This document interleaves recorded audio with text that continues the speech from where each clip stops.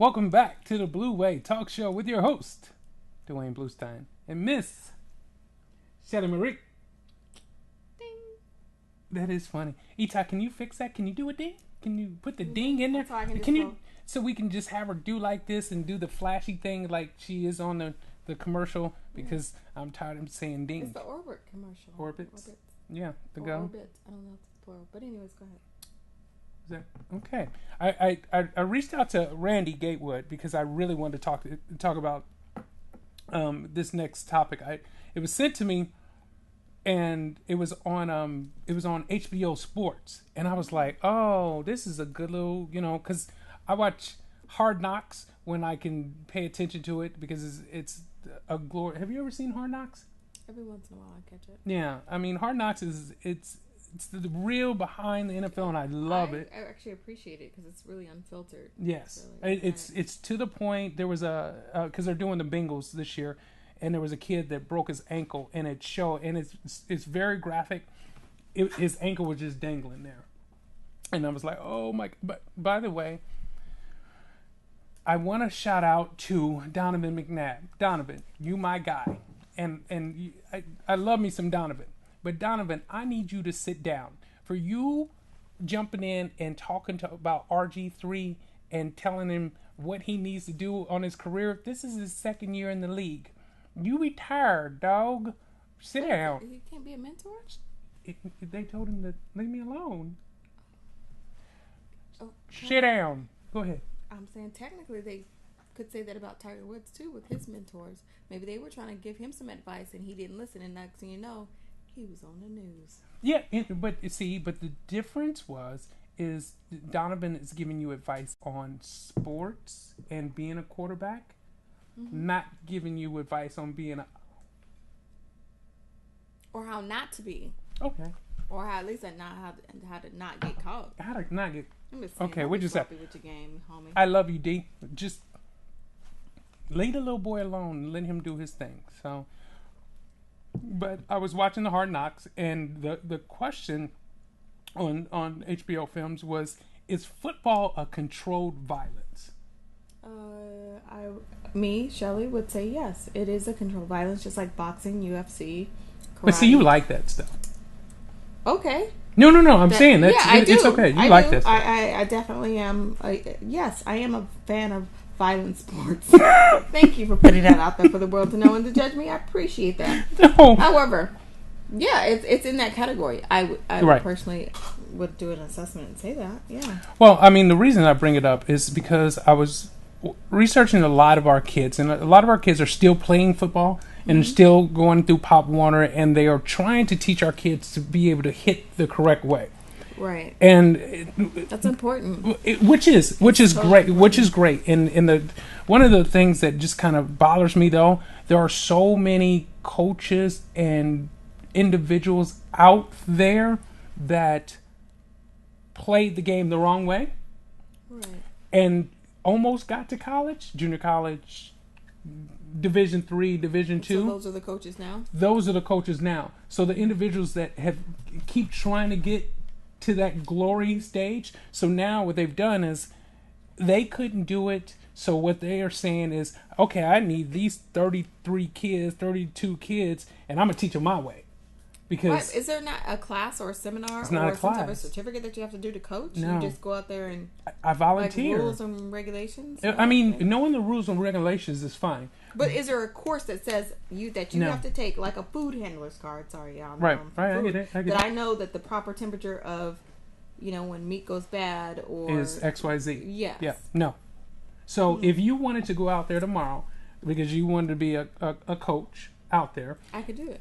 You could do it. If I want to volunteer my If time. you want to volunteer your time. And in volunteering your time is, practices X, Y, so many days a week. I mean, but you already do that. I mean, you do a lot of volunteering with a lot of things. So it's just like you doing practices and then going to the games. But again, if we're doing three a day, four practices a week, 3 practices a week, and you don't have the right coaches to teach you the right fundamentals, This is a very good topic, and I'm going to go from the mom side because this is coming out now. Because on one of the segments, I said, "Ooh, I need to get my kids in sports," which I really, really do because they're young and they're active in baseball. We're going to baseball. We're going to do something. Baseball. So you made me lose my thought. Oh, I'm sorry. All right, we were talking about controlled violence in football. Yeah. So I want to know if I'm going to put my baby in your hands. I need to make sure that you know what you're doing. The fact that you're not qualified or you're living in the past or tainted with your own ideas. And I understand every coach is an individual, and that's what makes a team special or a team win or not. You need that outside different flair. I get that. However, there's no course that these people got to take. I just hand over my baby and you come back and you can teach them all the bad habits that you thought you should have did and didn't make it nowhere. Right. And what even makes it even... What scares you to death is the programs that you can go into. Now, probably the best program, plug, Arizona Youth Football, D. Grayer. I think you try to be my friend on Facebook. Yeah, you probably. You know I don't do that. I know. D. Grayer. Don't take it personal. Don't take it personal. But D. Grayer, great league, great league. But he does it the right way. Like, he brings in the coaches and puts them through. Maybe I will like him. Sorry. But there are Pop Warner organizations that are out there that are just parents that are jumping in and on rocky because there's not enough fields to go around. Is it fields or funding? It's a combination of both. Because I think if I get that we're supposed to give back to our kids and volunteer, but that is time. That is time, and time is money. Costs. Well, no. Here's a scary. You're saying time is money. You have to still buy the cleats, the socks. I'm talking about if I was a coach. Well, my time is worth something. Like if it's going to take me away from my family or take me away from my business, that's time.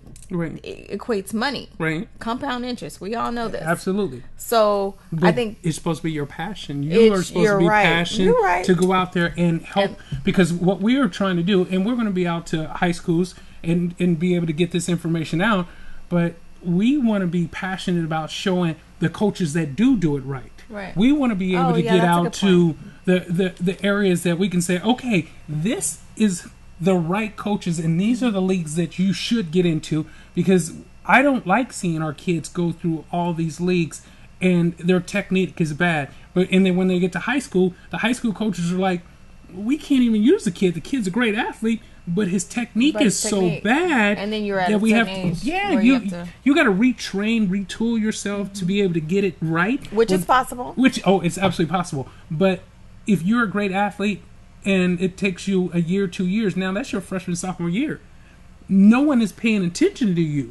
But if I get into school in the program 7th grade, 8th grade, and you have all the fundamentals and you understand how to get into that program, by the time you get to high school, people are watching you. People are paying attention to you. So I when we talk about a controlled violence, I think it's football is an art. It is an art form. It is a art form that has a lot of energy that happens, but if you do it right and the mechanics are right, it can be a very, very beautiful sport. But I just like any other sport, just any sport that someone is dedicating themselves and actually doing the right thing the right way, and just being truly talented and a blessed individual without the performance-enhancing drugs, which I researched. And yes, we talked about baseball. I know we said we don't talk about this, but it was fun facts, right? It makes you see further. It makes you see further? Right. So baseball, when you have that ball coming at you at 90 miles an hour. Okay, so the mound is my opponent 90. That's not. Is it 60 or 90? You know what it is? I think it's 60 feet away. So 60 feet away at 90 miles an hour, that's coming at you in less than a second. Doesn't matter. A second can make all the difference. I didn't say a second. I said less than a second. Less than a second can make all the difference. It makes all the difference. Oh, okay. I didn't know that. That's a good point. I would think, I mean, if you think about when you're driving, less than a second could be that you swerving to miss somebody or blasting somebody. No, it's a great point. Wow. Touche, Miss Shelley Marie. Okay, that was pretty good. That was good. It still don't do PEDs. Don't do it. Just don't do them. Back to back to them. So, control violence, yes, it is. Definitely. So, but ain't nothing wrong with that. I love the game. I love football. I love the game. I would never play it, but I mean, I love the game. Does fame help or hurt a celebrity case after they've committed a crime? Yes. Yeah. Yes. All Yeah. day. I mean, when you said that, Depends on the celebrity, though. I immediately go to Lindsay Lohan. Oh, she's always in the news. She's been in the news. She's back in the news again. She's had DUIs, driving on suspended license. She's not supposed to have any alcohol. She has an ankle bracelet on. She's done everything wrong, and she sits there in in court looking pitiful. And for whatever reason, I'm like, okay, do some community service. It was me that got pulled over. I'd be at the booty house all day.